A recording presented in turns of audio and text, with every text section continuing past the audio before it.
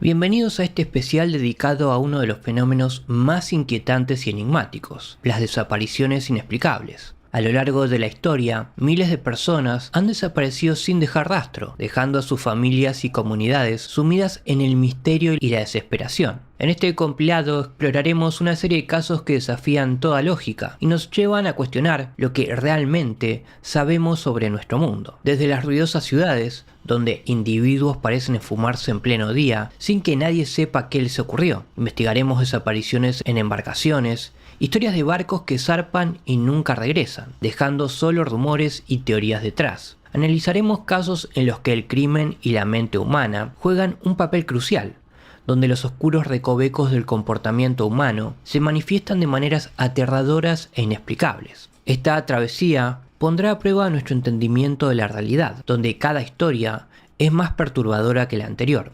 Y por supuesto, quiero leer sus opiniones. Sería muy interesante leer sus hipótesis sobre cada caso en los comentarios. ¿Qué creen que realmente sucedió? ¿Hay alguna pista que se nos pasó por alto? Dejen sus teorías y pensamientos.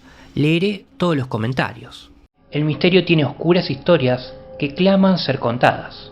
Yo soy Paul, y esta es una de esas historias. En diciembre de 1971, Lynn Schultz, una estudiante universitaria de 18 años, estaba deseando terminar sus exámenes y volver a casa para las vacaciones. Schultz se había adaptado sin problemas a la vida universitaria en el campus de Middlebury College en Vermont, pero estaba un poco nerviosa, ya que estos serían sus primeros exámenes importantes en su primer semestre en la universidad. El 10 de diciembre de 1971, tenía el examen de una de sus asignaturas favoritas, la clase de teatro inglés, un examen para el que había estado estudiando mucho y que se tomaba muy en serio. El examen estaba programado para la 1 de la tarde, así que a las 12:55 salió de la residencia con algunas amigas para ir a realizarlo, y aunque todas estaban un poco nerviosas, estaban de buen humor. Por el camino, Schultz comentó casualmente a sus amigas que había olvidado su lapicera de la suerte y que iba a volver corriendo a buscarla. Las amigas siguieron su camino sin darle mucha importancia, sin saber que sería la última vez que la volverían a ver. Y así comenzaría el caso sin resolver de persona desaparecida más largo de Vermont. El examen empezó a la 1 de la tarde, según lo previsto, pero Schultz nunca se presentó. Los amigos, extrañados, fueron a su cuarto y descubrieron que no estaba ahí, a pesar de que se había dejado la cartera, el bolso, el carnet de identidad y los efectos personales. Los amigos esperaron 2 días y después de que Schultz no apareciera ni se pusiera en contacto con ninguno de ellos, se avisó a las autoridades. Rápidamente intentaron averiguar los movimientos de la desaparecida durante el día en cuestión y descubrieron que justo antes de reunirse con sus amigos para hacer el examen, a las 12:30, la habían visto fuera de la tienda de alimentos saludables All the Good Things, comiendo ciruelas. Curiosamente se informó de que había dicho a una persona cercana que iba a tomar un autobús a New York en la parada de enfrente, pero que ya se había marchado. Es de suponer que regresó a la residencia, pero aún no se sabe qué significado tiene ese hecho. Sin embargo, tras la desaparición, la parada de autobús volvió a llamar la atención. La policía pudo encontrar varios testigos que afirmaron que a las 2:15 p.m. del día de su desaparición, Schultz había sido vista de nuevo en esa misma parada de autobús, y después de eso, parece que simplemente desapareció, sin que se produjera ningún otro avistamiento oficial. Hubo noticias que mencionaban otros avistamientos esporádicos de la desaparecida, como testigos que afirmaban haberla visto haciendo autostop, pero las autoridades lo negaron y situaron su último avistamiento en esa parada de autobús. Un investigador dijo de los informes de autostop lo siguiente: mucha gente tiene la idea de que estaba haciendo autostop el último día que la vieron, pero no era cierto. Nadie la vio nunca haciendo autostop. Era muy extraño, porque aunque echaba de menos su casa, parecía estar deseando que empezara el próximo semestre y volver a Connecticut para las vacaciones de Navidad. Se había mostrado algo estresada con la vida universitaria, pero sus amigos y familiares aseguraban que nunca había dicho nada de querer escapar de todo. Mientras tanto, existía la esperanza de que tal vez solo necesitaba tiempo y volvería.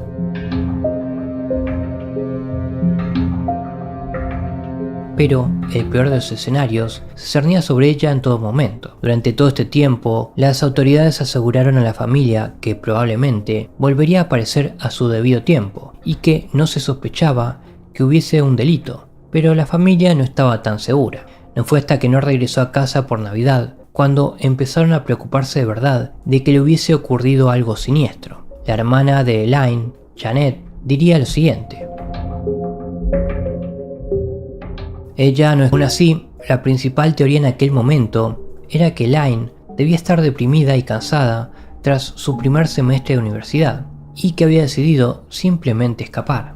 Esta era la versión que se repetía una y otra vez en los artículos policiales y periodísticos sobre el asunto, la de una joven con problemas que no estaba segura de su lugar en el mundo y buscaba escapar. Sin embargo, quienes la conocían de verdad no estaban de acuerdo.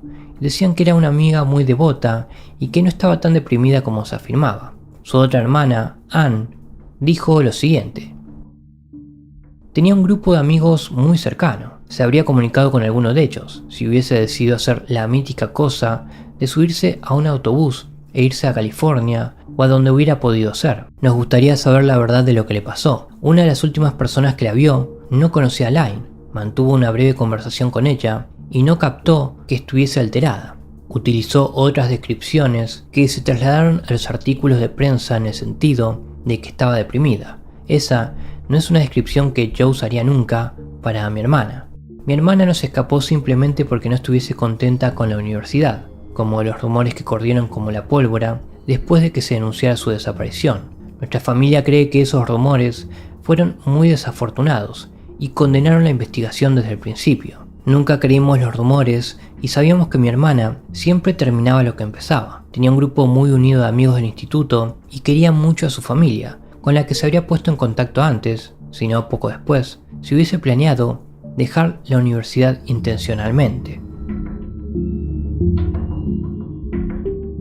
Aún así, no hubo pistas, ni pruebas de crimen, ni ningún rastro de Elaine Schultz, y el caso se enfrió por completo. No sería hasta décadas después, en 2015, cuando las autoridades volverían a desempolvar el caso y empezarían a barajar la posibilidad de un crimen, cuando empezaron a formar una conexión entre el caso Schultz y el dueño de la tienda All Good Things, Robert Darst, que en ese momento estaba detenido acusado de matar a su novia, Susan Berman. Darst tenía un historial bastante turbio, ya que también había sido absuelto en una ocasión por el homicidio de un tal Morris Black en Texas, en 2001, y también se le consideraba posible sospechoso de la desaparición en 1982 de su exmujer, Kathleen, así como de varias desapariciones más. Sin embargo, a pesar de esto y de la coincidencia de que fuese el propietario de la tienda donde Schultz fue vista por última vez, no hay pruebas sólidas que lo relacionen con la desaparición ni que demuestren que realmente se conocían. Al final nos queda la duda: ¿fue un crimen, una crisis mental, un secuestro o algo aún más extraño? Nadie lo sabe y probablemente nunca podremos resolverlo.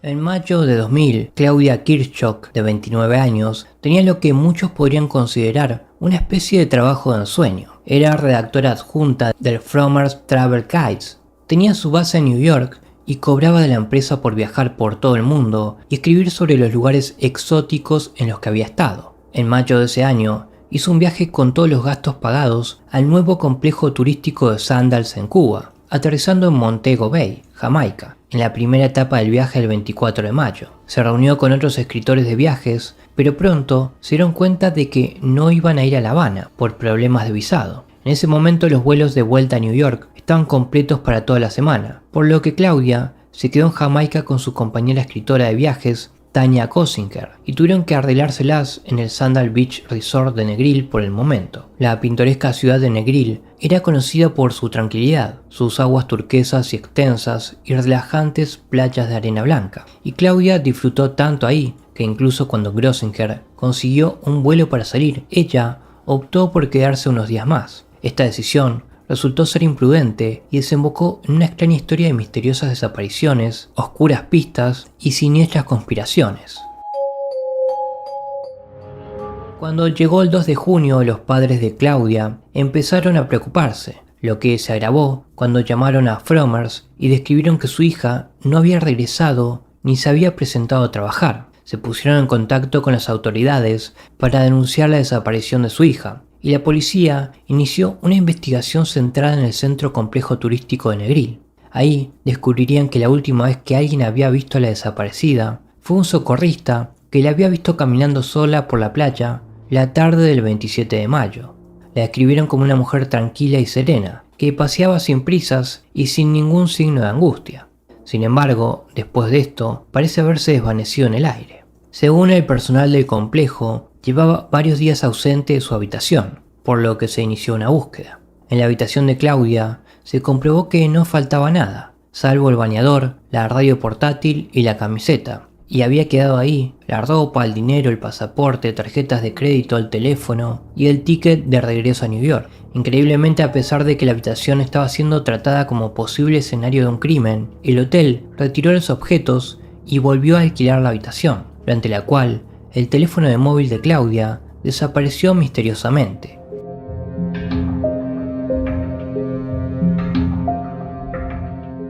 También resulta extraño que durante ese tiempo desapareciera el libro de registro de matrículas de los autos que entraban y salían del complejo. Fueron extraviados, o robados u ocultados. Nadie lo sabía y en el complejo afirmaban no estar seguros de cómo había ocurrido. Para complicar aún más la investigación, se descubrió que las grabaciones de videovigilancia del hotel durante ese periodo de tiempo ya habían sido borradas accidentalmente, por lo que no había prácticamente nada con lo que seguir. Sin embargo, Tanya Grossinger ofrecería algunas pistas potenciales. Cuando la policía interrogó a Grossinger, se enteraron de que durante su estancia, Claudia se había hecho muy amiga de un camarero del complejo llamado Anthony Grant. De hecho, Claudia se había reunido con Grant para fumar y bañarse la noche antes de que Grossinger la viera por última vez. Investigando a Grant se descubrieron cosas bastante sospechosas. Se descubrió que había llamado al trabajo diciendo que estaba enfermo, unos días después de que Claudia fuera vista por última vez, y cuando fue interrogado, al principio negó conocerla, solo para admitir después que habían salido a tomar unas copas una vez el 26 de mayo. El FBI se involucró y consiguieron utilizar caninos rastreadores para determinar que el olor de Claudia estaba por toda la habitación de Grant y en su auto. También encontraron un pelo perteneciente a Claudia en el coche, y también un arma blanca con una pequeña cantidad de sangre. Aunque Grant negó tener nada que ver con la desaparición de la mujer, todo parece indicar que es una posible persona de interés, pero extrañamente, el FBI lo descartó como sospechoso, citando la falta de pruebas y el hecho de que Grant pasó las pruebas del detector de mentiras. De hecho, nunca fue detenido ni acusado de nada.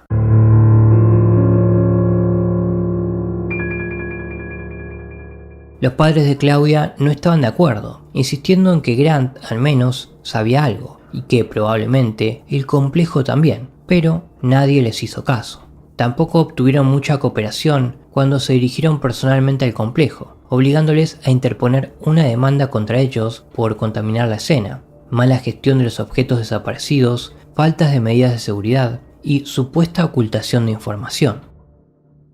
Mientras esto sucedía, la historia se disparaba en los medios de comunicación, con el complejo turístico pintando a Claudia como una extranjera fiestera, imprudente e irresponsable, que bebía y fumaba prácticamente invitando a los problemas. Las autoridades jamaicanas llegaron a la conclusión de que Claudia se había ahogado o se había escapado de casa, pero no había absolutamente ninguna prueba de ninguna de esas hipótesis. De hecho, el agua donde fue vista por última vez era poco profunda y sin corrientes fuertes. No había nada en su vida que sugiriera que quisiera escapar. Para mayor confusión, después de su desaparición, se produjeron varios avistamientos de Claudia en zonas remotas de la región, algunos de los cuales la describían con un rastafari y parecían felices. Desgraciadamente, ninguno de estos informes puede confirmarse y oficialmente no se ha vuelto a ver a Claudia desde aquel día en la playa, y fue declarada legalmente muerta en el año 2002.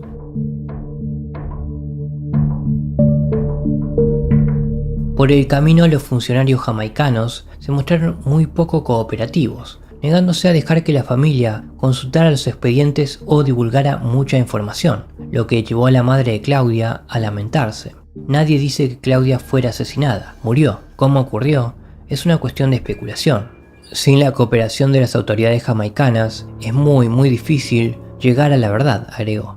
Desde entonces la investigación se ha cerrado, no se ha encontrado a ningún sospechoso y no se han descubierto nuevas pistas. El complejo turístico nunca ha respondido por su negligencia y nunca se ha vuelto a ver a Claudia. Nos quedan preguntas, como siempre. ¿Qué le ocurrió a Claudia Kirchhoff? ¿Y qué tuvo que ver Anthony Grant con esto? Si es que tuvo algo que ver. ¿Cuál es el significado de todas las extrañas pistas? ¿Y qué ha pasado con el teléfono, el registro de matrículas y las imágenes del circuito cerrado de televisión? ¿Fueron solo accidentes o hay algo más insidioso en juego? ¿Por qué era tan difícil tratar con el complejo turístico y por qué el gobierno jamaicano era tan opaco al respecto? Estas preguntas y muchas más siguen sin respuesta. Claudia nunca ha sido encontrada y es un misterio que quizás nunca se resuelva.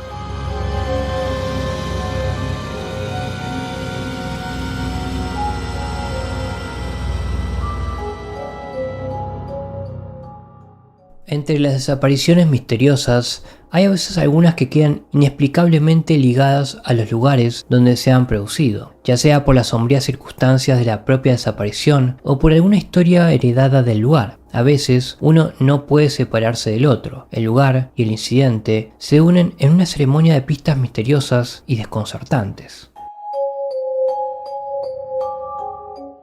Old Fisher Hall, la prestigiosa Universidad de Miami en Ohio, ya tiene una historia bastante pintoresca y a menudo espeluznante, incluso sin añadir misteriosas desapariciones a la mezcla. La sala de aspecto bastante intimidatorio se erigió originalmente en 1856 como parte del Oxford College for Women, pero pronto fracasó y la universidad quebró en 1882. La estructura abandonada de piedra y ladrillo de 3 plantas fue un breve hotel, antes de ser adquirida por el Dr. Harvey Cook y reconvertida en sanatorio en la década de 1880, llamado The Oxford Retreat. Sus días como sanatorio están plagados de rumores, como que aquí se hacían experimentos secretos o que el Dr. Cook tenía una red secreta de túneles subterráneos. Muchos pacientes morían aquí y cuando el edificio se vendió a la Universidad de Miami en 1925 y se convirtió en la residencia Fisher Hall, ya tenía fama de estar embrujado, solo alimentada por los estudiantes que ocasionalmente tropezaban con aterradores artefactos perdidos de sus días como manicomio.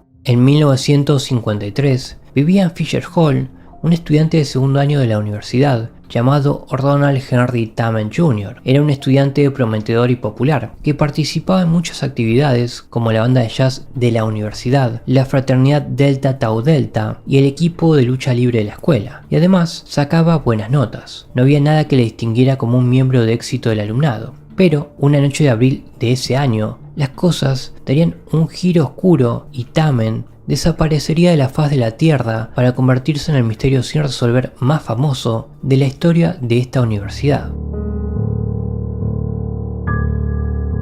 El domingo 19 de abril de 1953, aproximadamente a las 8 p.m., Tamen estaba en su dormitorio estudiando tranquilamente cuando se dio cuenta de que alguien había puesto un pez muerto en su cama, probablemente como broma pesada. Enfadado, fue a que le cambiaran las sábanas y volvió a sus estudios. Pero fue la última vez que alguien lo vio.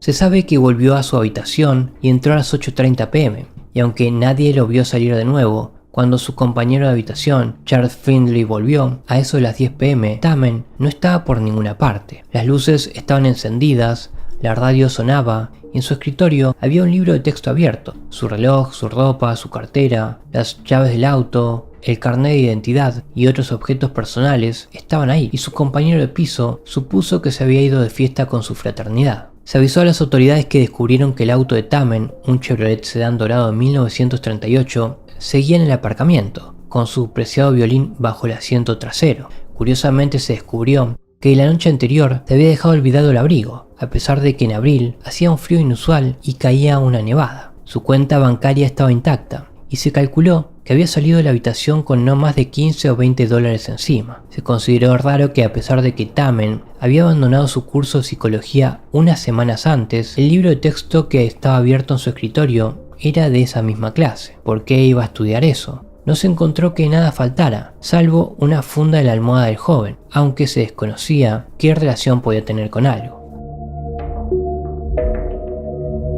Todo era muy desconcertante, ya que toda la habitación parecía estar en orden como si Tamen fuera a volver en cualquier momento, y como no había señales de lucha, y el hecho de que el joven era un hombre grande e intimidante, no se pensó que hubiese sido secuestrado a la fuerza de su habitación. Sin embargo, al preguntar en la residencia, se comprobó que nadie lo había visto salir, y que no había ocurrido nada fuera de lo normal esa noche, por lo que la policía se vio obligada a especular.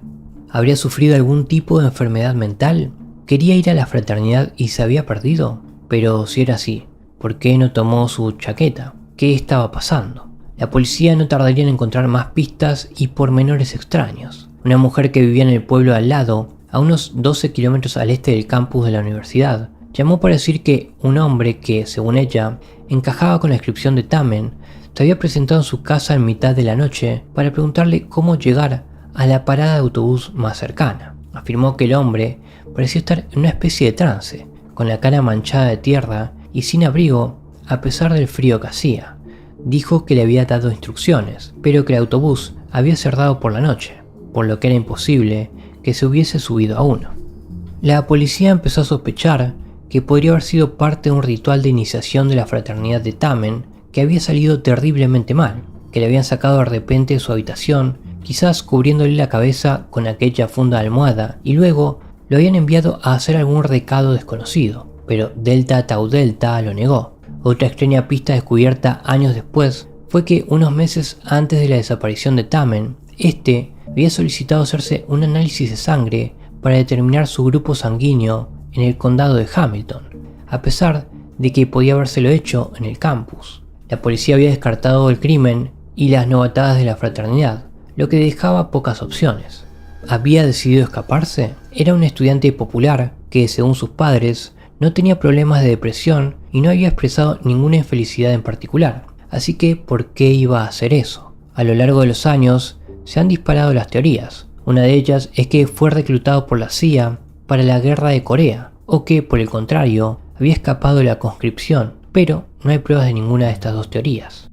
Otra hipótesis es que tal vez había dejado embarazada a una chica y quería evitar avergonzar a su familia, lo que podría explicar el análisis de sangre, pero esto es puramente especulativo. Otra teoría es que había tenido algún tipo de episodio de amnesia o había entrado en un estado de fuga, pero entonces, ¿qué había causado esto y por qué desapareció sin más, sin que se encontrara ningún cuerpo? Por supuesto sigue existiendo la idea de que fue una broma de la fraternidad que salió mal y que sus hermanos de fraternidad podrían incluso haberlo matado accidentalmente y haberse deshecho del cuerpo, pero de nuevo, la fraternidad lo ha negado rotundamente y nunca ha habido ninguna prueba en este sentido. Existe la idea de que los fantasmas de Fisher Hall tuvieron algo que ver. Tal vez la locura de los años en el sanatorio se proyectó en él y le hizo cometer una imprudencia.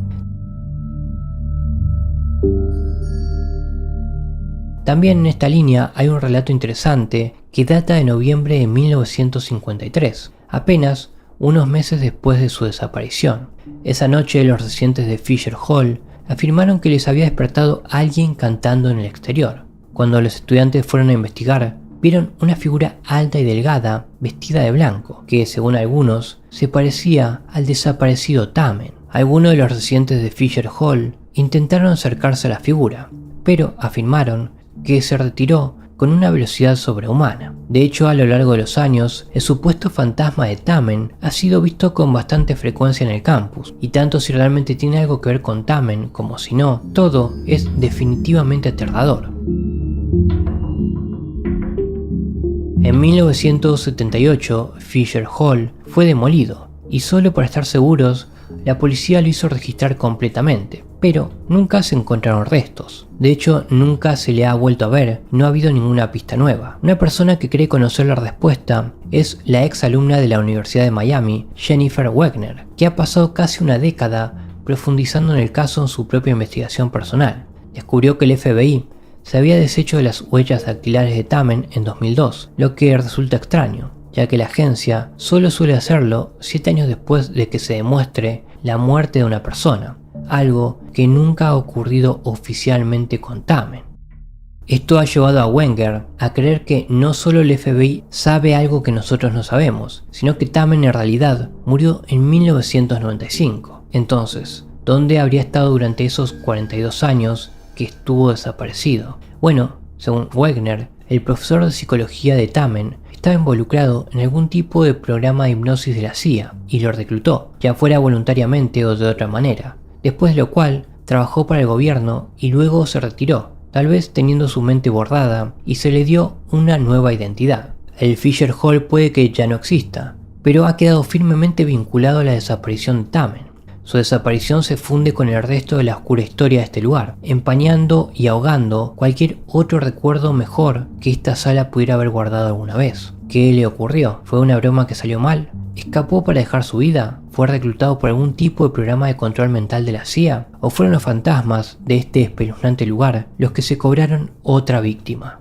Al final, Tamen abandonó esa habitación en 1953 y no se le ha vuelto a ver desde entonces, sin que su desaparición esté más cerca de ser explicada ahora que en ese entonces.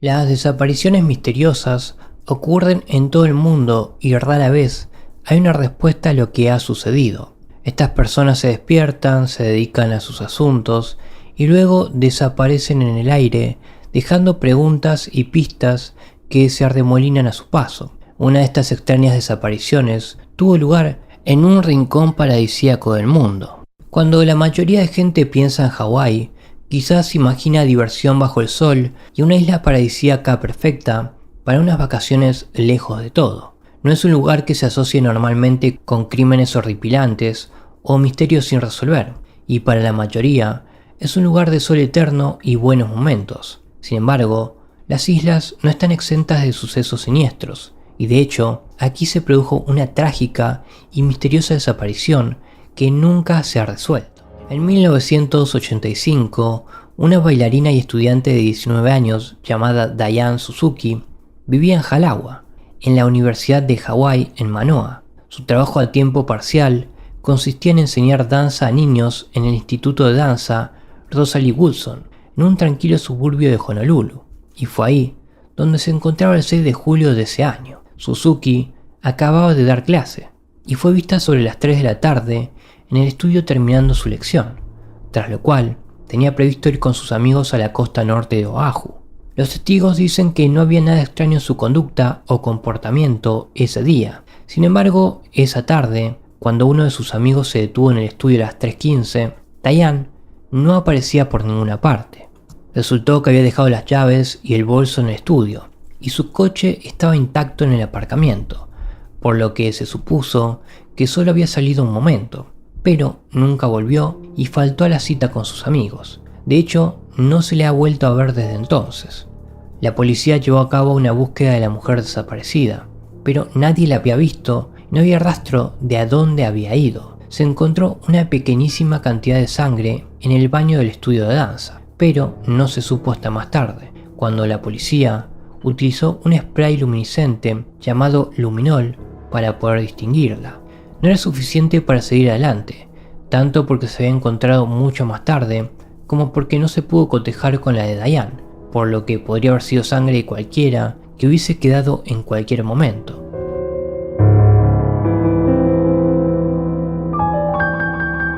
No había forma de estar seguros. En aquel momento no había motivos para sospechar de un crimen hasta que llegó otra posible pista de los padres de la desaparecida. Era algo que los padres de Diane habían visto mientras estaban fuera del estudio de danza durante horas con la esperanza de que su hija regresara. Mientras estaban sentados en su auto en el aparcamiento, afirmaron que habían visto a 3 personas salir del edificio en el que se encontraba el estudio, cargando un pesado baúl que luego colocaron en un vehículo antes de marcharse. Los 3 fueron identificados como un hombre llamado Dewey Hamasaki, su padre y su hermana, lo cual era preocupante porque Hamasaki, que trabajaba en el estudio como fotógrafo, había sido sospechoso de acosar a Diane Suzuki y de propasarse con ella. Hamasaki fue llevado para ser interrogado e inmediatamente hubo señales de alarma, ya que tenía arañazos, pero afirmó que se debía a haber sido atacado por un pollo en su propiedad, algo que su familia confirmó. Cuando se le preguntó qué había en el maletero, afirmó que era equipo fotográfico, y en un registro completo de su casa y de los pantanos circundantes no se encontró nada sospechoso. En la granja de cerdos del padre de Hamasaki se encontraron algunas cosas extrañas, como un muro que había sido construido recientemente y lo que parecía ser una sección de tierra excavada, pero no había pruebas especialmente condenatorias.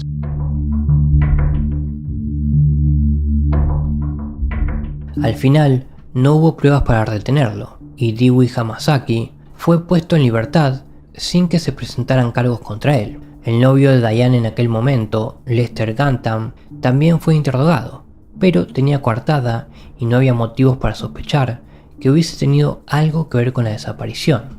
Mientras todo esto ocurría, había un trasfondo siniestro, porque esta desaparición se había producido en un momento en el que había una oleada de asesinatos sin resolver en los alrededores de la isla Oahu, al menos 5 de los cuales estaban relacionados con un misterioso asesino llamado el Estrangulador de Honolulu. Se cree que el Estrangulador, primer asesino en serie conocido en Hawái, fue responsable de las muertes sin resolver de Regina Sakamoto, Vicky Gale Purdy, Dennis Hughes, Luis Medeiros y Linda Pelle, así como posiblemente al menos otras 4 entre 1985 y 1986.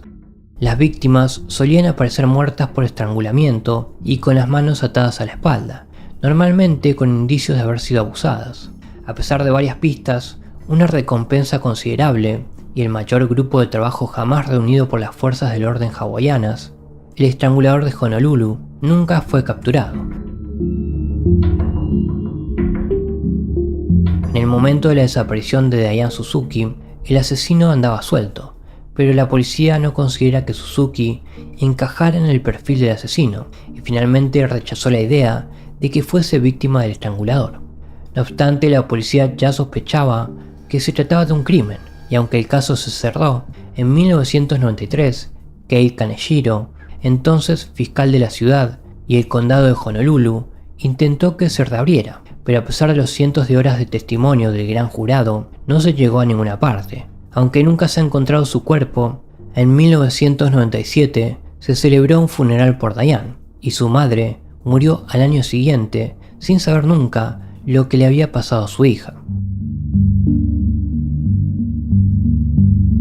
El anciano padre de Diane ha seguido buscando obstinadamente respuestas, pero la investigación oficial se ha enfriado y no han aparecido nuevas pistas importantes. El estudio de danza en el que trabajaba sigue activo, y Dewey Hamasaki, que era la persona de interés más sospechosa, continúa su trabajo como fotógrafo en Honolulu. Nadie ha sido acusado en el caso, y lo que se ha convertido en una de las investigaciones criminales modernas más notorias de Hawái sigue sin resolverse.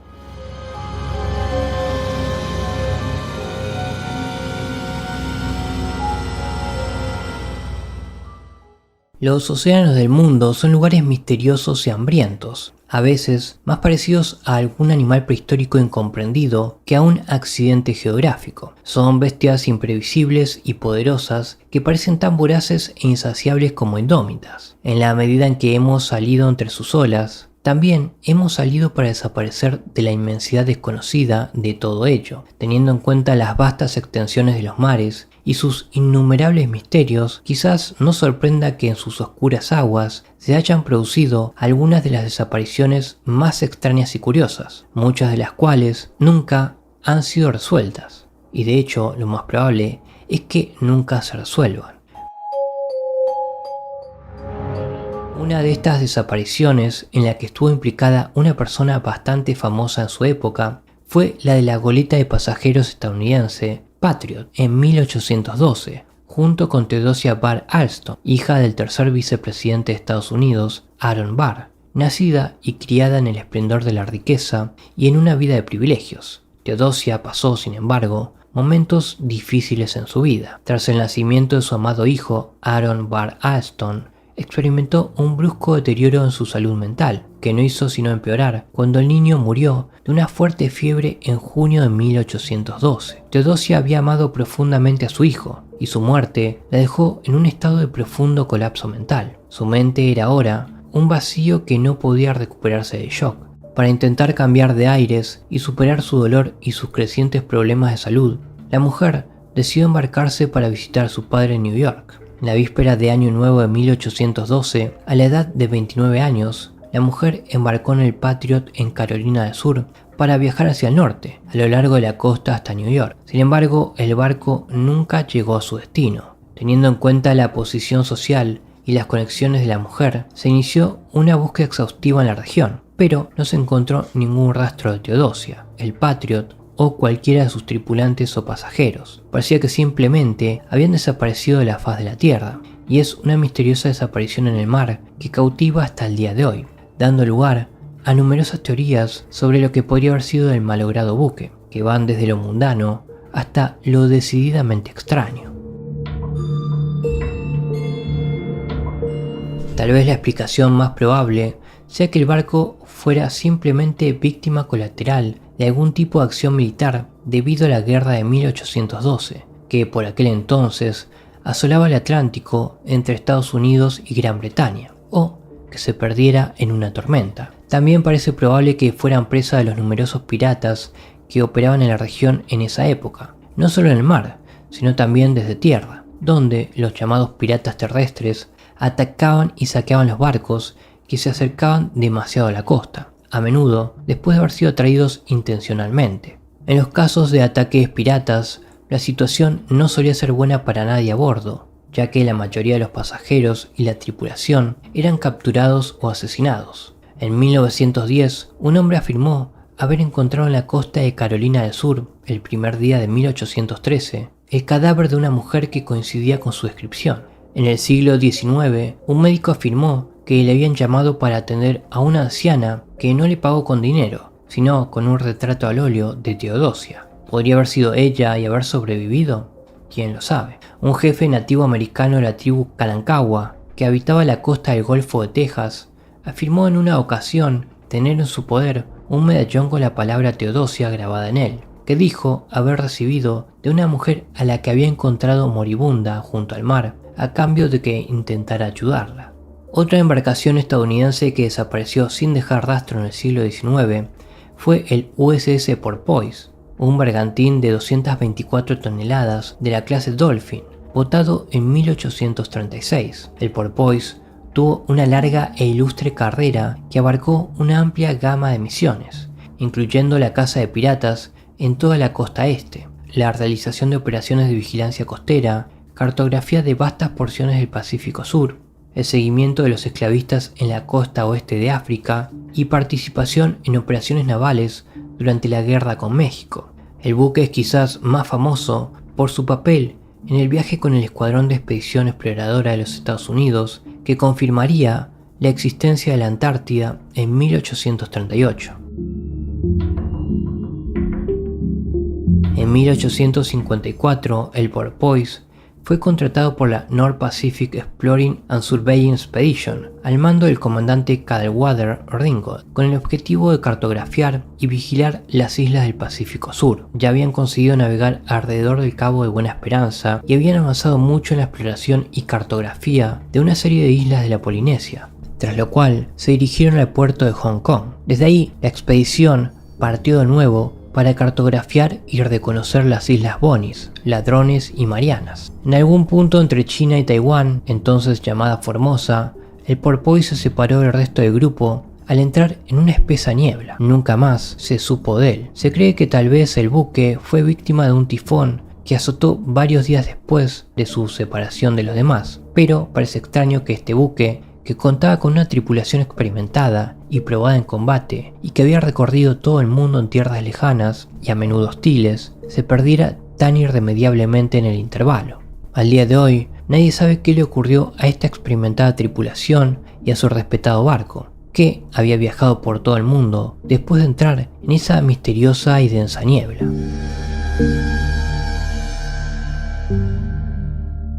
Estos son solo algunos de los innumerables casos en los que el océano ha arrastrado a almas desafortunadas a sus fauces para tragárselas sin dejar rastro.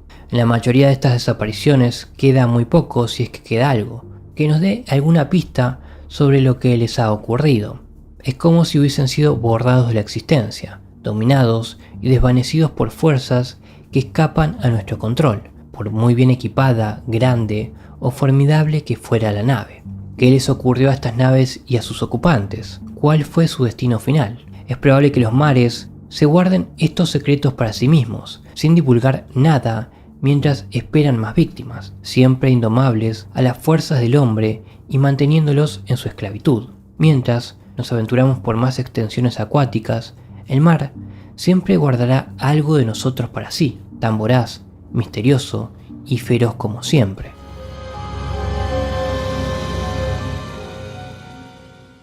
A lo largo de una carrera de 2 décadas, a partir de 1837, el bergantín de la Marina Real Británica llamado HMS Sappho se encargó de la supresión de la esclavitud en Norteamérica, las Indias Occidentales y África, rastreando y neutralizando los numerosos barcos esclavistas que pasaban por estas regiones. En 1857, el buque, fuertemente armado, participaba en operaciones frente a la costa de África Occidental cuando se vio envuelto en un incidente que le haría famoso en la época, la persecución y detención de un buque estadounidense llamado Panchita en el río Congo, del que se sospechaba que era un barco esclavista. El barco fue llevado a New York bajo arresto, pero la tripulación del Sappho fue acusada de apoderamiento ilegal y ellos mismos fueron arrestados. Todo el asunto se convirtió en un incidente diplomático que tensó las relaciones entre los países y posteriormente se ordenó al HMS Sappho que zarpara rumbo a Australia para intentar pasar desapercibido, ocultar todo el incidente y ponerlo fuera de la atención pública en un lugar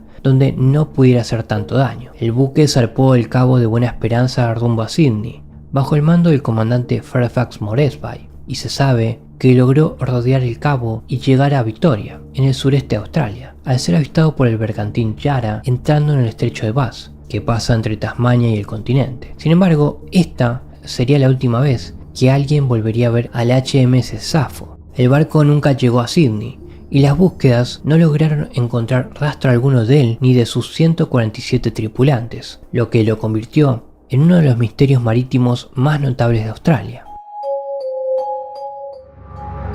Aunque en la mayoría de los casos se pensó que el buque debió hundirse debido a los fuertes vientos o al chocar contra rocas, la falta de restos o señales del mismo lo hacen incierto. Además, en los años posteriores a la desaparición del barco, aparecieron algunos informes extraños en los que se afirmaba que el barco había naufragado en una isla desierta de Australia, que la tripulación había conseguido llegar a la costa y que el capitán Moresby se había vuelto loco de atar cuando lo rescataron. Es una historia muy dramática, pero no hay prueba de estos informes infundados, y se ha sospechado que tal vez incluso eran ficciones completas conjuradas por unos medios de comunicación sensacionalistas que todavía intentaban sacar algo de provecho del escándalo diplomático en el que se había envuelto el buque. Sin embargo, los habitantes de los municipios de White River y Kenneth River en el estado de Victoria siguen afirmando que descienden de los supervivientes de un barco naufragado que posiblemente fuera el Sappho. Es poco probable que lleguemos a saber con certeza qué le ocurrió a este barco,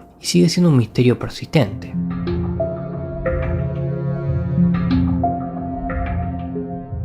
La década de 1900 trajo otro caso bastante conocido, el del enorme buque de guerra de la Marina estadounidense con casco de acero, el USS Cyclops. A principios del siglo XX, este gigantesco buque se dedicaba principalmente a transportar cargamentos a granel de diversos suministros y materias primas para la Armada, como carbón para combustible. El 9 de enero de 1918, Cyclops llegó al puerto de Río de Janeiro en Brasil, después de entregar 10.000 toneladas de carbón a los buques británicos aliados en el Atlántico Sur, tras lo cual fue cargado con 11.000 toneladas de mineral de manganeso para la fabricación de municiones con destino a Baltimore, Maryland, haciendo escala en Salvador. Después de esto, el barco debía dirigirse directamente a Baltimore, y aquí es donde las cosas empezaron a ponerse extrañas. En lugar de dirigirse directamente a Baltimore como estaba previsto, el Cyclops se desvió de su rumbo para acabar en Barbados en marzo de 1918. No se trató de una parada programada, de hecho, se desvió de su rumbo y se informó que el desvío se había producido por exceso de carga. Sin embargo, una inspección del buque demostró que estaba en perfecto estado. que no estaba sobrecargado como se temía y que toda la carga estaba bien sujeta y no suponía una amenaza. El buque partió entonces hacia su destino final en Baltimore el 4 de marzo de 1918, para luego desaparecer aparentemente de la faz de la Tierra, con el último avistamiento conocido del buque realizado el 9 de marzo frente a la costa de Virginia por el buque cisterna de Melaza a Molco, aunque este avistamiento ha sido cuestionado ya que esta fecha y ubicación no coinciden con el lugar donde se esperaría que el buque estuviese considerando su llegada programada a su destino el 13 de marzo. Sea como fuere, lo cierto es que el enorme Cyclops nunca llegó a su destino en Baltimore. No se encontró ningún rastro de él, ni siquiera restos, escombros, incluso después de que la zona fuera minuciosamente rastreada por barcos y aviones de búsqueda. La pérdida de los 306 tripulantes que iban a bordo fue y sigue siendo hoy en día la mayor pérdida de vidas humanas en combate de la historia naval de Estados Unidos, y la desaparición del buque se ha convertido en un gran misterio marítimo sobre el que se ha reflexionado y especulado desde entonces. Tal vez la explicación más racional sea que una serie de problemas de motor, debido a que uno de sus cilindros tenía una grieta, hubiese reducido su navegabilidad y velocidad. Además, aunque la inspección en Barbados había dado el visto bueno, se sospechaba que el buque había tomado aún más carga y había salido sobrecargado, un problema agravado por el hecho de que el Cyclops no tenía experiencia previa en el transporte de mineral, que era más denso y volátil que su carga habitual. Además, se sospechaba que el buque había sufrido daños acumulativos en el casco a lo largo de los años debido a un incendio de carbón, a los cambios de carga y a la naturaleza corrosiva de su cargamento, por lo que se conjeturaba que todos estos factores podrían haber conspirado con un episodio de mal tiempo para derribar la bestia de acero. El problema con esta teoría es que el buque no había emitido ni una sola llamada de socorro, y el único mal tiempo capaz de hundirlo o causarle algún problema a lo largo de su ruta se produjo con un tifón frente a Virginia un día después del avistamiento, pero con un motor en mal estado y sobrecargado se considera poco probable que pudiese haber llegado tan lejos en esa fecha. Otra teoría es que el buque fue hundido por fuerzas alemanas, pero tampoco hubo llamada de socorro, y además el gobierno alemán de la época insistió en que no habían atacado el buque, y hasta el día de hoy ha negado rotundamente cualquier implicación en la desaparición. Por supuesto, a muchos no se les escapa que el Cyclops desapareció en la famosa zona conocida como el Triángulo de las Bermudas, a lo que da pie a todo tipo de explicaciones menos convencionales, como ovnis, portales dimensionales y monstruos marinos. Sin embargo, la desaparición nunca se ha resuelto, ni se ha encontrado ningún resto de la nave. Estos son solo algunos de los innumerables casos en los que el océano ha arrastrado a almas desafortunadas a sus fauces para tragárselas sin dejar rastro.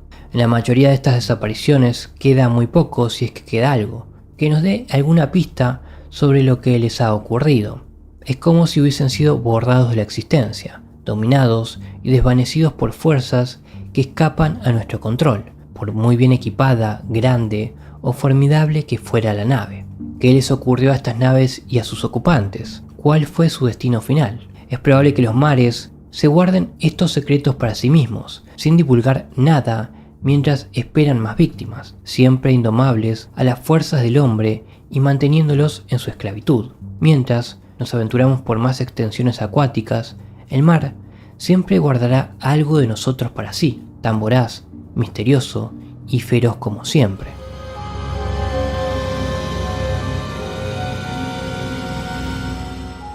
El 21 de marzo de 2011, el crucero de Disney Wonder zarpó de Los Ángeles, California, rumbo a Puerto Vallarta, en México. El enorme buque tiene capacidad para 2.400 personas y una tripulación de aproximadamente 950. Ese día, uno de los miembros de la tripulación era Rebecca Coriam, de 24 años y originaria de Chester, Inglaterra. El trabajo de Coriam consistía en ocuparse de los niños de las numerosas familias a bordo del buque, y según todos los indicios, era una joven feliz y bien adaptada que se mantenía en contacto regular con su familia en Inglaterra a través de Facebook y Skype. Mientras el barco navegaba sobre el mar, hacia el horizonte, nadie tenía motivos para sospechar que aquello iba a ser otra cosa que otro crucero Disney lleno de magia, con un historial de seguridad de la compañía en aquel momento impecable. Pero Coriam estaba a punto de seguir navegando hasta desaparecer del planeta, para convertirse en un desconcertante misterio que nunca se ha resuelto.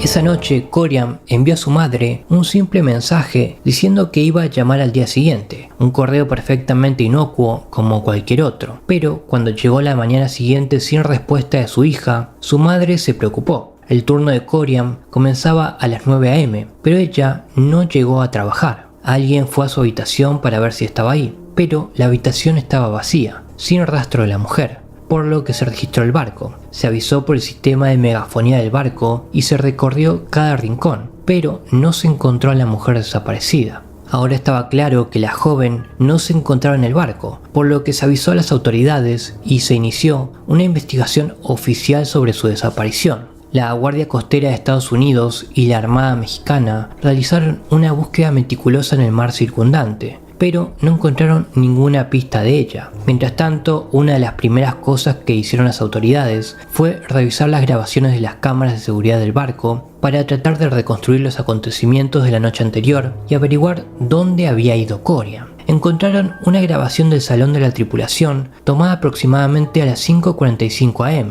que mostraba a la mujer hablando por un teléfono interno, pero era muy extraño, ya que llevaba ropa de hombre y parecía muy angustiada por lo que estaba hablando con la persona al otro lado de la línea. En la grabación se la ve visiblemente alterada y gesticulando mientras habla por teléfono. Entonces se ve a un joven acercarse a la mujer, aparentemente preguntándole si estaba bien, porque su boca dice claramente "estoy bien", tras lo cual ella continúa su intensa conversación, cuelga el teléfono enfadada y se marcha. La policía entrevistó exhaustivamente a la tripulación y a otros pasajeros, y nadie la había visto después de ese momento. Ninguna grabación la muestra, y es la única vez que se la vuelve a ver. Prácticamente desde el principio de la investigación, la familia Corian tuvo un mal presentimiento sobre la forma en que se estaba llevando el caso, y parece que se habían dejado caer muchas cosas antes incluso de que llegaran las autoridades. Por ejemplo, Disney había hecho caso omiso del procedimiento normal al no dar vuelta al barco cuando se denunció su desaparición. Cuando se inició la búsqueda, los equipos de la Marina y la Guardia Costera recibieron coordenadas incorrectas, lo que les llevó a buscar en zonas equivocadas. Además, Disney tardó 3 días en ponerse en contacto con la policía de las Bahamas, donde estaba registrado el Wonder, y por tanto, bajo su jurisdicción, e incluso entonces solo enviaron a un investigador de la Real Fuerza de la Policía de las Bahamas, que solo pasó un día entrevistando a 6 miembros de la tripulación y a ninguno de los pasajeros. Pasó más de una semana antes de que la familia de Corian fuera finalmente trasladada en avión para reunirse con los funcionarios e investigadores de Disney, y cuando llegaron fueron maltratados. La madre de Rebecca, Ann Corian, diría lo siguiente: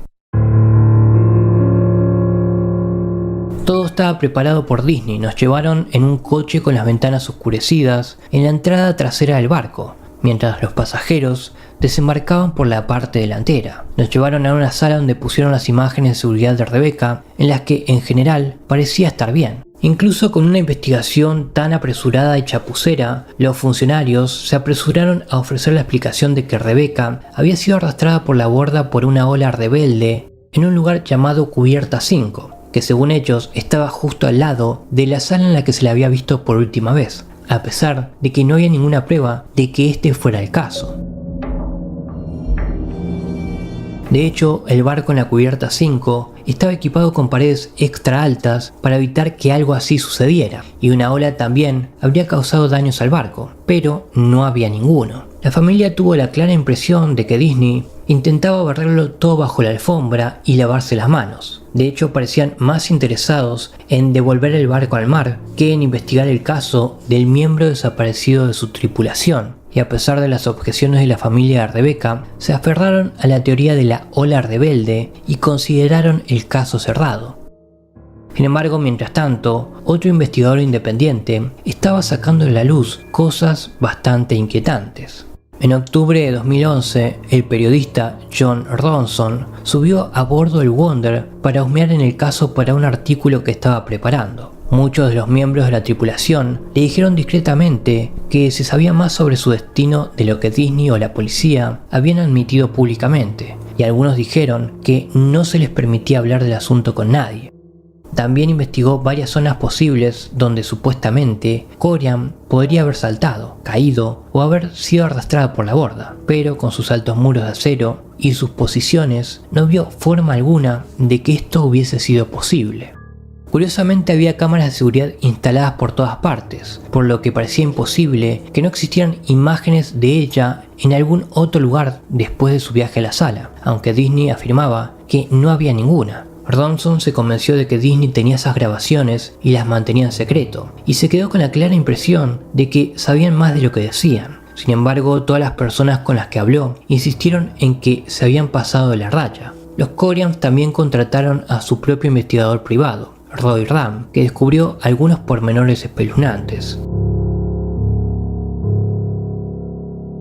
Ram descubrió de inmediato que el día de la desaparición de Rebecca el tiempo había sido tranquilo y nada tormentoso, lo que hacía muy improbable que una ola gigantesca hubiese podido caer sobre el barco. El investigador también descubrió que la principal prueba del caso, las imágenes de la cámara de seguridad de la sala VIP, habían sido recortadas y manipuladas para ocultar la hora y la ubicación, y que la sala VIP estaba en realidad cerca de la cubierta 1, lejos de la cubierta 5, donde habían afirmado inicialmente que estaba la sala VIP y de donde insistían que había desaparecido. La empresa de Mickey Mouse también había afirmado que había encontrado la sandalia de Rebecca en la cubierta 5, lo que demostraba que había desaparecido de ahí, pero Ram descubrió rápidamente que la sandalia pertenecía en realidad a otro pasajero y ni siquiera era de la talla de Rebecca. También encontró un pantalón corto rasgado entre los objetos personales de la mujer, lo que en su opinión indica que fue atacada y posiblemente agredida sexualmente. Además se descubrió que había habido actividad en la cuenta bancaria de Rebecca y que su contraseña de Facebook había sido cambiada después de su desaparición. Todo esto dibuja un panorama bastante siniestro, pero incluso a pesar de estas nuevas pistas, la empresa se aferró a su historia de la ola rebelde y, a la falta de pruebas fehacientes, se cerró la investigación oficial. La familia de Corian llegó a un acuerdo extrajudicial con Disney en 2016, pero el caso nunca se ha resuelto y nunca han creído la explicación de la ola rebelde, sino que sospechan de algún tipo de crimen. Nos preguntamos qué le ocurrió realmente a Rebecca Corian y hay muchas teorías al respecto. ¿Fue arrastrada por el mar? Parece poco probable, teniendo en cuenta el tiempo que hacía en aquel momento, la ausencia de daños en el barco y los altos muros. ¿Fue asesinada? Y en caso afirmativo, ¿por quién? ¿Se quitó la vida? Su familia ha negado esta posibilidad una y otra vez, describiéndola como alegre y optimista. Además, había comprado tickets para un viaje a Disneyland París, que le hacía mucha ilusión. Otra idea es que podría haber huido para empezar una nueva vida, y de hecho el padre de Rebecca fue contactado por un testigo diciendo que ella estaba en Venecia, pero eso nunca ha sido confirmado y además parece poco probable. ¿Cómo podría haber bajado del barco en alta mar y llegar por su cuenta a tierra? Nos quedan muchas preguntas y pocas respuestas. ¿Cuál era el significado de su angustiada llamada telefónica en esa grabación? ¿Con quién estaba hablando? ¿Y tiene alguna conexión con todo esto? ¿Por qué tenía ropa de hombre? ¿Por qué la investigación fue tan chapucera? Y además, ¿por qué no se ha difundido ninguna otra grabación a pesar de que hay cámaras por todas partes? ¿Qué sabe la empresa realmente? Teniendo en cuenta que Disney ha seguido mostrándose muy evasivo y poco cooperativo al respecto, parece poco probable que alguna vez lo sepamos con certeza. Al día de hoy, la versión oficial de los hechos es que Rebecca Corian fue arrastrada por la borda por una ola embravecida.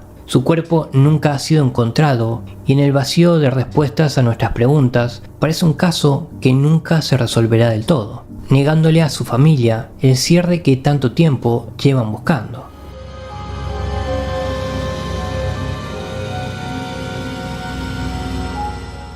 El doctor Yves Goddard era muy respetado en la ciudad de Caen, Francia, pero el 30 de agosto de 1999 atendió a sus últimos pacientes. Despejó su agenda para el día siguiente y cerró su consulta por motivos desconocidos. El 1 de septiembre llevó a sus hijos, Camille de 6 y Marius de 4, a un día de pesca y luego los condujo al puerto de Saint-Malo para embarcar un yate que había alquilado, llamado Nick. En aquel momento no había nada especialmente sospechoso, ya que parecía simplemente un padre que llevaba a sus hijos a pasar un día navegando. Resultó que incluso le había dicho a su vecino que planeaba una escapada de unos días con su familia, así que nada parecía raro. Goddard comunicó al propietario del barco que tenía previsto ausentarse hasta el día 5 de septiembre, y luego él y sus hijos emprendieron lo que resultaría ser un fatídico viaje por el océano.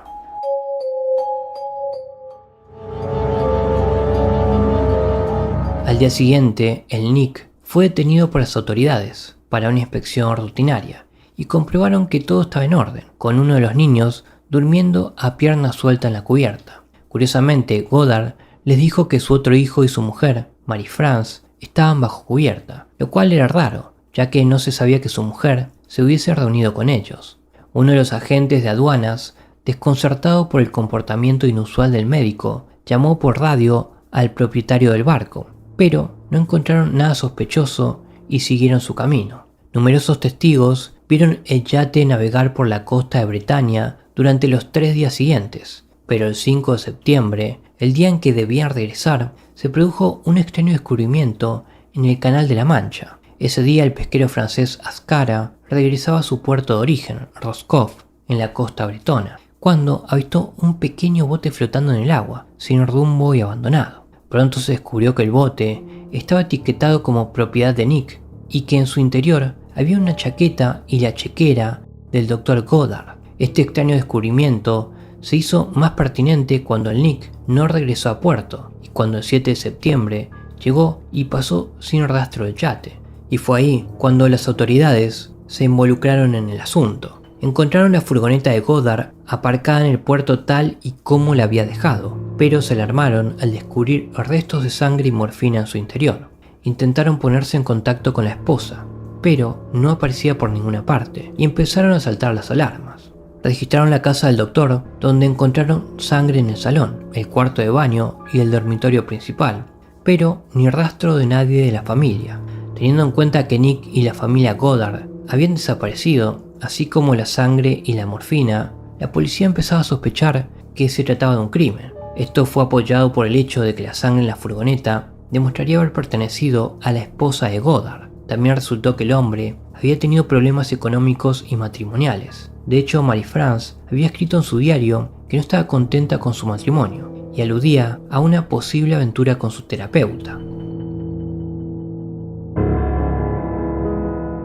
En vista de todo esto, la teoría oficial era que el médico podría haber asesinado a su mujer en alta mar y luego haber escapado en el barco para iniciar una nueva vida en algún lugar con sus hijos, pero no tenían pruebas sólidas de esto. Mientras tanto, aunque el Nick y su tripulación parecían haberse desvanecido en el aire, en las semanas siguientes empezarían a surgir pequeñas pistas. El 16 de septiembre de ese año se encontró una balsa salvavidas del barco frente a la costa de las islas del canal de Guernsey, y el 23 de septiembre se encontró la balsa inflable del barco en la costa de Dorset, Inglaterra. Extrañamente a la balsa le faltaba la capota de lona, que al parecer había sido cortada, y le habían quitado el dispositivo de inflado de emergencia. El Servicio Hidrográfico y Oceanográfico de la Armada Francesa llegó a la conclusión de que no era posible que estos objetos hubiesen acabado donde se encontraron debido a las corrientes conocidas de la zona, y se especuló con la posibilidad de que hubiesen sido esparcidos intencionadamente. Ahora parecía que la familia podría haberse perdido en el mar, pero las extrañas pistas seguían apareciendo. Por un lado, varios testigos afirmaron haber visto a la familia en la isla de Man después de su desaparición, y otros avistamientos llegaron desde lugares tan lejanos como Escocia, Creta e incluso Florida en Estados Unidos. El 16 de enero de 2000, un pesquero recogió en sus redes una bolsa de lona que resultó contener un tesoro de objetos personales de la familia desaparecida, con su ropa, carnes de conducir, documentos de seguro y el bolso de Marie-France Goddard. ¿Por qué estaba todo metido en esa bolsa? Nadie lo sabía. El 6 de junio de 2000, en la bahía de Saint-Brieuc, en la costa de Erguy, un arrastrero de conchas marinas sacó otra extraña captura, un fragmento de cráneo humano. En aquel momento los pescadores se limitaron a devolverlo al mar, pero entonces sacaron un cráneo humano entero, y esta vez no tuvieron más remedio que conservarlo y ponerse en contacto con la policía, que descubrió que habían pertenecido a la hija de Goddard, Camille. Esto se consideró un gran avance y se rastreó el fondo en busca de cualquier rastro del yate desaparecido, pero no se encontró ningún rastro de la embarcación ni más restos humanos. Febrero de 2001 traería aún nuevas pistas. El día 11 se encontró la tarjeta de visita de Goddard en una costa del archipiélago de Behance, y en la misma costa apareció la tarjeta bancaria de Goddard el día 22 del mismo mes, así como su tarjeta de crédito 2 días más tarde, el 24 de febrero. Se inició una búsqueda completa y meticulosa en toda la costa y sus aguas circundantes, pero aunque se encontró una tarjeta de crédito más, de nuevo no había rastro del barco desaparecido ni de las otras personas. Curiosamente se descubrió que las tarjetas no habían estado en el agua durante un periodo de tiempo apreciable, por lo que la teoría en aquel momento era que Goddard u otra persona había pasado por aquí y había vaciado intencionadamente su cartera, pero se desconocía quién o por qué.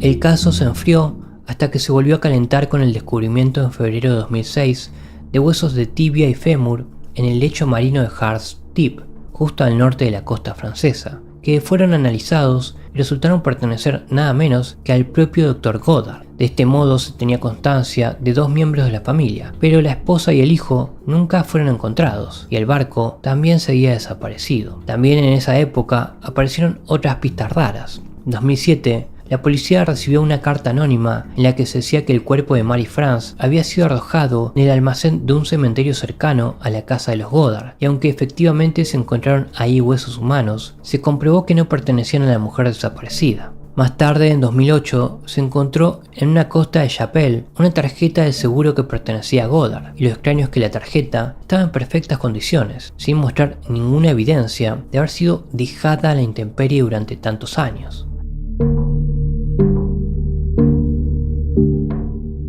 Aunque el caso se cerró oficialmente en 2012 y se consideró un simple accidente en el mar, el resto de la familia Goddard y el barco en el que viajaban nunca han vuelto a ser vistos, y hay preguntas que permanecen. Las teorías sobre lo ocurrido son variadas. La más extendida es que Goddard mató a su esposa, tiró el cadáver al mar y se marchó con sus hijos al atardecer, para luego sufrir un trágico accidente en el mar y hundirse. Sin embargo, como explica esto, los misterios de la balsa salvavidas, el bote, la bolsa de lona y los efectos personales dispersos en esa playa que se encontraron mucho después de la desaparición y que no mostraban signos de haber estado mucho tiempo en el agua. También existe la idea de que lo hiciera la esposa o que se encontraran con algún tipo de crimen y que los autores se deshicieron de sus pertenencias después de robar el barco. ¿Pero quién? ¿Fueron piratas, narcotraficantes, uno de los miembros de la pareja o incluso la mafia, como algunos han sugerido? Al final sigue siendo todo un misterio que probablemente nunca podamos resolver.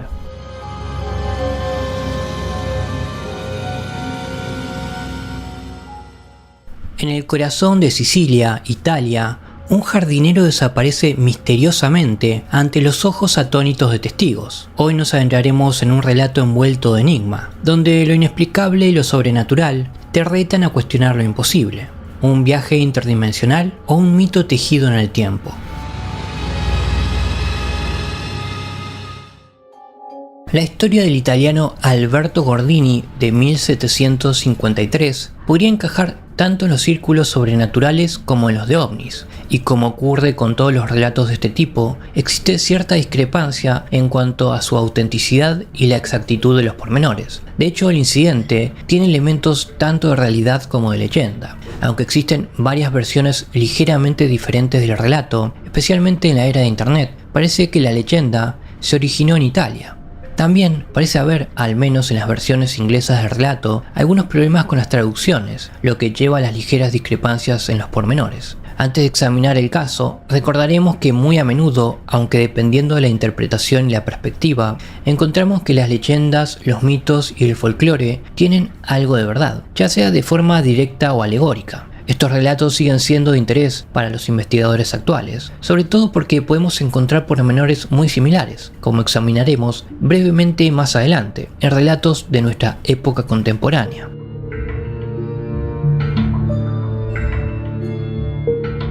El incidente en cuestión sucedería el 3 de mayo de 1753, en Sicilia. Gordini y su esposa y varios testigos más estaban disfrutando de un paseo cuando el jardinero simplemente se desvaneció en el aire. El incidente se produjo ante los ojos de los presentes y quedaron temporalmente en estado de shock. Sin embargo, volvieron en sí y empezaron a cavar en el lugar donde Gordini había sido visto por última vez, pensando que podría haber caído en un pozo invisible. La excavación frenética continuó durante algún tiempo, pero no había rastro del hombre. Parecía haberse desvanecido totalmente. Ni que decir tiene que entre los testigos reinaba la confusión y la incredulidad, y muy probablemente, dada la época, un sentimiento de sospecha ante sucesos tan extraños. Sin embargo, más de 2 décadas después, el relato haría un giro aún más raro y desconcertante. 22 años después, Gordini se materializó de repente exactamente en el lugar en el que había desaparecido, y lo que es más, ignoraba por completo que hubiese pasado algo fuera de lo normal. No recordaba haber desaparecido. La gente del pueblo se ocupó de él. Sin embargo, la opinión general era que la experiencia que había vivido lo había dejado débil mental, hasta que el padre Mario, que según cuentan también era médico, se reunió con Gordini. Para entonces, gran parte de lo sucedido había vuelto a la mente del desdichado. Además, a diferencia de otros que habían escuchado su historia, Mario creyó en su relato. Comprendió que para Gordini solo habían transcurrido unos segundos, mientras que en realidad habían pasado más de 20 años. Gordini le contó a Mario que el día en cuestión, mientras paseaba con su mujer y unos amigos, se encontró de repente en algo parecido a un túnel. No tenía ni idea de cómo había llegado al interior de aquel extraño pasadizo. Sin embargo, siguió adelante y se dio cuenta de que había una vaga luz blanca adelante. A medida que avanzaba, observó mecanismos extraños que no reconocía, pero que eran vibrantes y estaban llenos de actividad. Se adentró en la pasarela y observó lo que parecía ser un gran lienzo cubierto de estrellas y puntos. Además, este extraño objeto parecía palpitar como si estuviese vivo. Fue entonces cuando vio una figura humana alta, delgada y con pelo largo. Aunque no estaba seguro, pensó que se trataba de una mujer. Fuera quien fuese, le habló diciendo que había caído en una grieta del tiempo y el espacio. Además, según este extraño ser femenino, le resultaría muy difícil volver a su propio tiempo. Le suplicó que le ayudara a volver a su mundo, a lo que ella accedió. Sin embargo, durante ese tiempo, ella también le transmitió información y conocimientos sobre el reino de la existencia en el que se encontraba. Le dijo que ahí residían los eternamente jóvenes y las almas sin carne ni cuerpo, y que los pensamientos se movían a la velocidad de la luz. Más extrañas aún eran las afirmaciones de ciudades voladoras. En breve examinaremos dónde pudo o no haber estado Gordini. Sin embargo, las afirmaciones de ciudades voladoras son intrigantes. El padre Mario creía que Gordini decía la verdad. De hecho, tanto que se las arreglaría para acompañarle de vuelta al lugar donde había desaparecido, casi 3 décadas después. Una vez ahí, Gordini se adelantaría como lo había hecho aquel fatídico día de mayo de 1753. Para incredulidad de Mario, en cuanto lo hizo, volvió a desvanecerse en el aire, y esta vez desaparecería para siempre. El padre Mario creía que la brecha en el tiempo y espacio era un reino donde el tiempo fluía más despacio que en la Tierra, y lo que es más, no estaba convencido de que las entidades que ahí residían, o al menos algunas de ellas, fueran de naturaleza benévola. Tanto es así que se refería a la zona como la trampa del diablo. Tanto si el relato es exacto al 100%, o si se trata de una completa invención, no deja de ser intrigante. Sobre todo porque se compara muy favorablemente con los relatos de nuestra era moderna. Por ejemplo, algunos de los casos de Missing 411, o más concretamente, los casos aún más raros de personas que desaparecen solo para reaparecer varios meses o años después. ¿Qué le ocurrió a Alberto Gordini? ¿Desapareció realmente en un reino desconocido? Hemos examinado en varias ocasiones y desde diferentes perspectivas la idea de las diferentes dimensiones que nos rodean. ¿Podría tratarse del paso de una persona de una dimensión a otra? ¿Es posible que exista una puerta interdimensional en el lugar del suceso?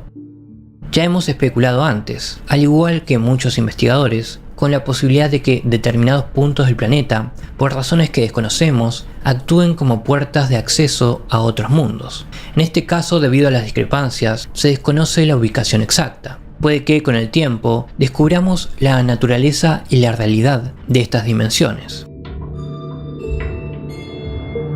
Es más, podríamos descubrir también que las entidades que residen en estas son las mismas que las entidades demoníacas y angelicales que se han entrelazado en torno a la existencia humana, o que se trata de algún tipo de entidad alienígena.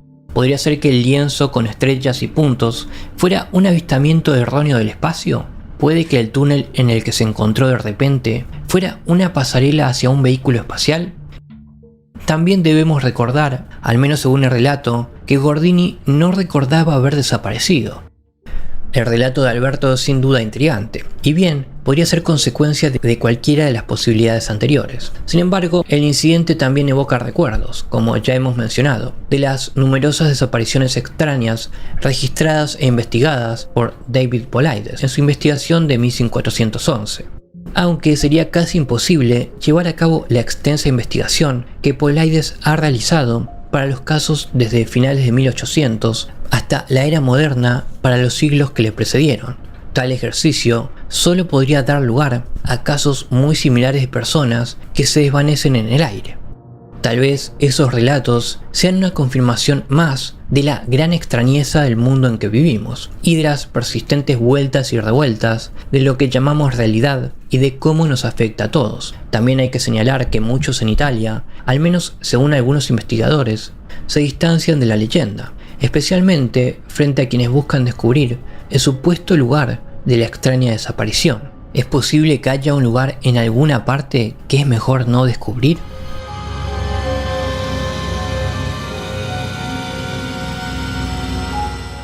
A lo largo de la historia ha habido un número bastante aleccionador de personas que han desaparecido de la faz de la Tierra para no volver a ser vistas jamás. En todos los casos, estas personas misteriosas dejan tras de sí un sinfín de preguntas y educado, de buena familia y sin enemigos, que sin embargo salió de un bar por la noche para no volver a ser visto nunca más.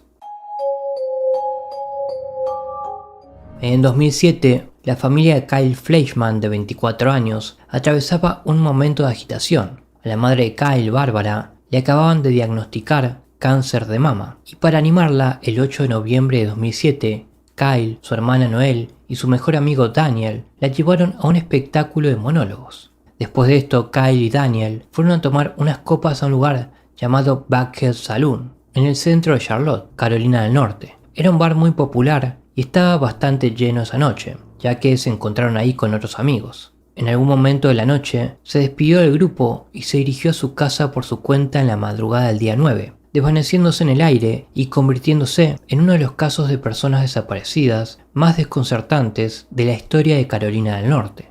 Al día siguiente, Kyle no se presentó a trabajar. Su coche seguía aparcado en casa de un amigo, donde lo había dejado, y cuando todos los esfuerzos por contactar con él fracasaron, se avisó a las autoridades. Empezaron a intentar reconstruir lo que había sucedido después de que Kyle saliera del bar. Un vistazo a las grabaciones de vigilancia de la noche anterior demostró que efectivamente había salido solo del bar a las 2:20 am, tras lo cual se le pudo ver hablando con una mujer que, según sus amigos, había conocido dentro. Curiosamente se descubrió que se había dejado el abrigo y la tarjeta de débito dentro del bar, pero a pesar de que la noche era bastante fría, no había vuelto a buscarlos. A continuación se dirigió a una pizzería llamada Fuel Pizza, justo al final de la manzana. Durante ese tiempo hizo varias llamadas aparentemente aleatorias con su teléfono móvil a su padre, su hermana, su mejor amigo y su compañero de piso, así como, curiosamente, a un negocio en el que había estado ese mismo día, pero no dejó ningún mensaje. Al parecer pidió 2 porciones de pizza, pero los empleados no recordaban haberlo visto salir del establecimiento. En ese momento hizo unas 8 llamadas telefónicas seguidas, colgando en todos los casos antes de que el teléfono hubiese sonado lo suficiente como para que alguien pudiera contestar. Después de esto, sus movimientos se vuelven confusos, y la última vez que alguien lo vio fue un taxista que afirma que vio al desaparecido caminando por North Davison Street a las 3:25 am, que estaba a unos 20 minutos a pie de donde había comenzado. Su última llamada se produjo a las 3:38 de la madrugada y después parece como si la tierra se lo hubiese tragado. Resultó que varios de sus amigos y familiares intentaron devolverle la llamada durante ese tiempo, pero le saltó directamente el buzón de voz y después el teléfono se quedó sin batería o se apagó a las 4 a.m. para no volver a encenderse. A pesar de que solo llevaba unos $6 en efectivo, extrañamente no había actividad bancaria en su cuenta y nunca volvió a sacar su tarjeta de débito del bar. Una búsqueda intensiva no arrojó ninguna pista nueva, y aunque los caninos rastreadores consiguieron seguir su rastro hasta una obra en construcción cercana al lugar donde se le vio por última vez, no pudieron encontrar nada. Curiosamente, la ruta que siguieron los caninos les condujo a la pizzería que había en el camino, y luego en un camino confuso y errante en bucles alrededor de la zona, casi como si el desaparecido se hubiese perdido o intentara quizás perder a alguien que lo seguía. Durante la investigación aparecieron algunas pistas bastante siniestras. Una de ellas es que la última vez que se usó el teléfono de Kyle fue en las inmediaciones de un lugar llamado Cordelia Park, que al parecer es una zona muy conflictiva de la ciudad, conocida como guarida de traficantes de drogas y miembros de bandas, y un lugar donde el joven, de aspecto pulcro, como un blanco fácil. No está claro si llegó ahí a propósito o por accidente, pero en cualquier caso era un lugar en el que probablemente no debería haber estado, y al que debería haber sabido que no debía acercarse a altas horas de la noche. También es extraño que el parque se encuentre a unos 35 o 40 minutos a pie del bar, así que ¿por qué se desvió tanto de su camino cuando hacía frío y sin abrigo? El parque es tan peligroso que las autoridades ni siquiera se atrevieron a llevar a los caninos rastreadores, y al parecer se toparon con un vagabundo que afirmaba haber visto a miembros de una banda matar a alguien que coincidía con la descripción de Kyle la noche en cuestión. El caso se enfrió por completo, y en años posteriores se informó de un hedor procedente de la zona de construcción, pero un registro completo nunca encontró nada. Desde entonces la zona se ha convertido en una urbanización y curiosamente los documentos oficiales de la investigación se han hecho públicos. El FBI también ha cerrado el caso, y aquí es donde entramos en un extraño terreno de opacidad por parte de las autoridades. De hecho, se ha publicado muy poca información oficial sobre la desaparición, y para empezar, gran parte de ella no está clara. Por ejemplo, los informes sobre el caso suelen dar información contradictoria sobre cómo se separó Kyle de sus amigos en el bar, e incluso a qué se dedicaba, así como otros numerosos pormenores que suelen ser contradictorios según el informe. El sitio True Noir ha dicho lo siguiente al respecto: ¿qué hacía Kyle para ganarse la vida y por qué hay desinformación en torno a alguno de los hechos básicos sobre este hombre? ¿Por qué la policía no ha hecho declaraciones para aclarar los pormenores? ¿Por qué la policía no ha intentado renovar interés en el caso? En cuanto a la deslucida narrativa y exposición por parte de las autoridades, quizás esto se deba en parte a que Kyle era un adulto que podía haber desaparecido voluntariamente, al menos inicialmente. Sin embargo, las autoridades han hecho pocos intentos por aclarar, divulgar o proporcionar información al público en este caso. ¿Qué estaban ocultando las autoridades? Aquí nos queda la gran pregunta: ¿qué le pasó a Kyle? Su familia y amigos dicen que es muy improbable que escapara y dejara atrás su vida sin decir nada. Su madre y él habían estado muy unidos, y él se había empeñado en ayudarla a superar su enfermedad. Se le describía como una persona muy responsable y cariñosa, poco inclinada a dejar atrás a su familia o sus responsabilidades, y tampoco se le conocían problemas de abuso de sustancias, tampoco enemigos, y era un joven afable que caía bien a todo el mundo. La teoría más extendida es que, en estado de embriaguez, se confundió y fue a parar a ese parque en la parte equivocada de la ciudad, donde fue asesinado por traficantes o gángsters y enterrado, muy probablemente, en esa obra en construcción, según la familia. ¿Fue víctima de un crimen callejero al azar o hay algo más? ¿Realmente no había nada en esa obra en construcción o las autoridades estaban ocultando algo? No hay manera de saberlo, no ha habido nuevas pistas y Kyle Fleischman nunca ha sido visto de nuevo, otra persona que ha logrado simplemente desaparecer de la nada.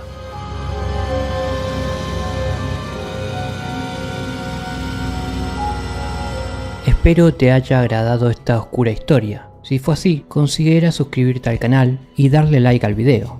Que tengas una buena noche.